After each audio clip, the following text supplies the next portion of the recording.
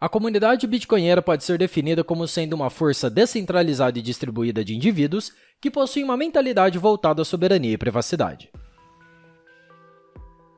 Este é o Visão Libertária, sua fonte de informações descentralizadas e distribuídas. Esse artigo foi revisado por J.J. Lieber, escrito e narrado por Coreia com K.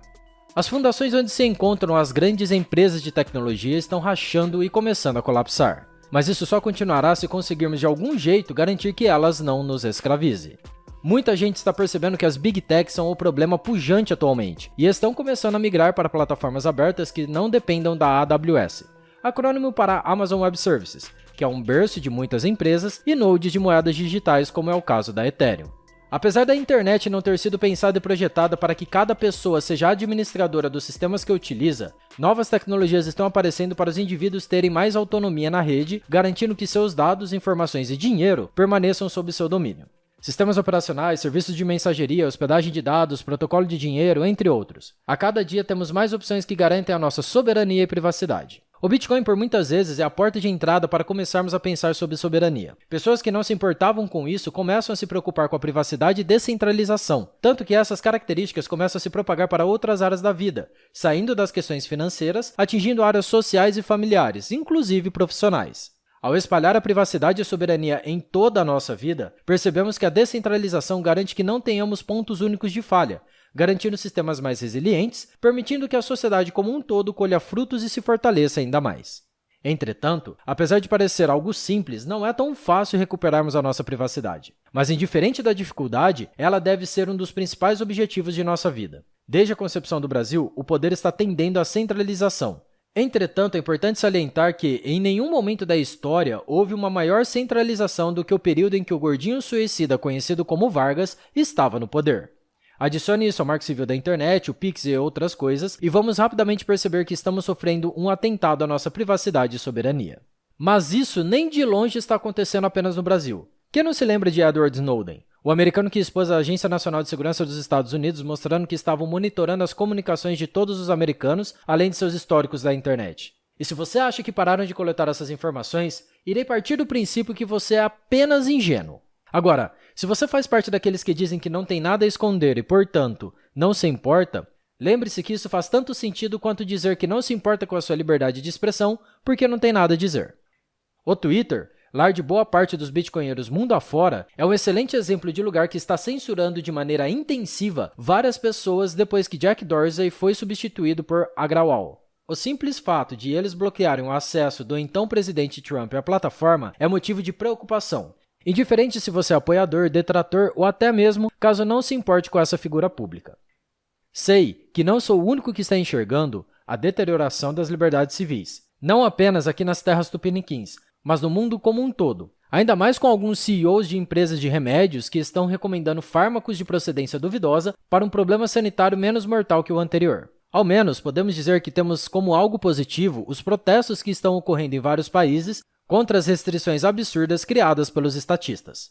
Mas, indiferente se estamos passando pelo momento inicial do apocalipse descrito na Bíblia, ou pela queda da civilização moderna, ou pela demolição controlada da sociedade atual, é bom estarmos preparados caso as coisas comecem a fugir muito do nosso controle. Mas antes de falar qualquer coisa, é importante dizer que as pessoas são diferentes, e, consequentemente, essa preparação tende a ser diferente para cada indivíduo. Mas uma coisa é certa, boa parte desses passos envolve a desconexão da tecnologia centralizada. Então, sendo assim, efeitos de rede e familiaridade com os novos sistemas serão os pontos mais complicados para se gerenciar. Dito isso, vamos lá. Quando falamos de tecnologia e soberania dos dados, existem várias coisas que precisam ser analisadas, mas deixarei aqui as mais básicas e simples.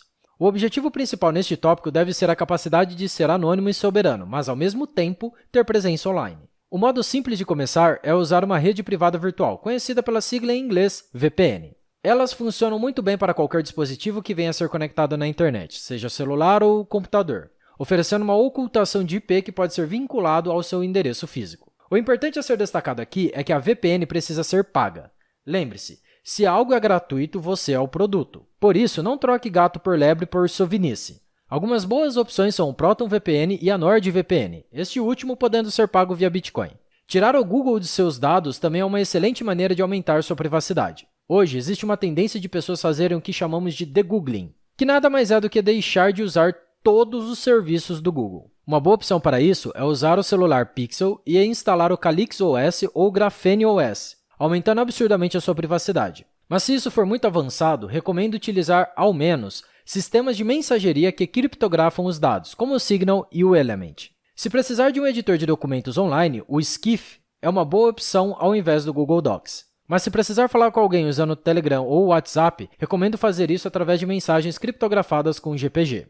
Agora, quando o assunto são arquivos e documentos na nuvem, entramos em algo um pouco mais complicado e específico. Deixar tudo o que precisa acessar em vários lugares no Google Drive ou no OneDrive é a mesma coisa que disponibilizar tudo isso para um terceiro, já que literalmente a nuvem é o computador de outra pessoa. Ao criar nossa própria nuvem para nossos arquivos, diminuímos nossa dependência e, consequentemente, as vulnerabilidades. Uma boa opção para começar seria a utilização do Start9 Embassy em um Raspberry Pi. E se você ainda acha que isso é paranoia demais, lembre-se que assistimos governos e grandes empresas esmagarem pequenas e microempresas e as liberdades individuais sem nenhuma resistência. Por isso, é importantíssimo lembrar que os direitos individuais não são protegidos pela política comum ou ativismo tradicional. Portanto, precisamos defender nossos direitos com ferramentas open source que são resistentes à censura. Saindo um pouco da área tecnológica, uma coisa que pode aumentar a sua soberania é produzir seu próprio alimento e abastecimento de água. Não precisa ser muita coisa. Pode ser algumas hortaliças ou leguminosas plantadas em vasos e uma captação simples de água da chuva. Qualquer coisa já é melhor do que nada. Mas, se mesmo assim não tiver estrutura para tal, recomendo que compre nas feiras da região. Existem vários grupos de pequenos produtores nas redes sociais, onde eles te enviam semanalmente uma cesta variada de produtos por um preço justo, garantindo um suprimento constante, mesmo quando os supermercados estiverem vazios. Se morar no interior, fica mais fácil conseguir acesso a estas redes de microprodutores. Outro modo de dar opt-out em um setor muito regulado pelo governo é mantendo uma vida saudável, descentralizando seus cuidados de saúde. Lembre-se do ditado, é melhor prevenir do que remediar. Ser consciente da sua própria saúde garante um sistema imunológico forte, humor regulado e mente sã. Levantar peso, fazer um pouco de cardio, alongamento e meditação são excelentes práticas para garantir uma vida saudável, além, logicamente, de praticar algum esporte como arte marcial ou até mesmo algum estilo de dança, quando não os dois.